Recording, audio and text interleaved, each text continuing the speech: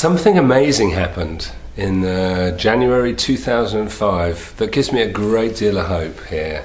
A group of people have set themselves up as a party called None of the Above, and their sole mandate was that if you don't think anybody on this ballot paper deserves your support, then just put a cross by None of the Above. And do you know what the government did in January 2005?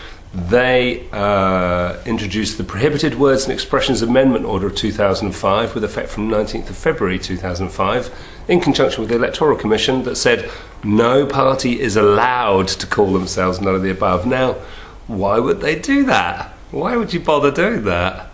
And the only reason that you would do that is if you genuinely thought that just maybe the people of Britain would come out in such force and support None of the Above that they would actually start taking away some of the government's power. That gives me a lot of hope and faith, because if they're so fearful of that, it would suggest that they're not as bulletproof as they like to pretend they are.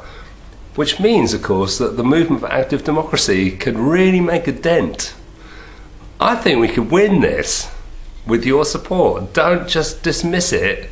Go for it, okay? I've just got to give you another little aside here. And this is, I'm just going to have a quick cup of tea here. Oh, desperate. Just for the fun. And that is that in Australia, this is Australia now, not us, so this is just for fun. It's compulsory to vote.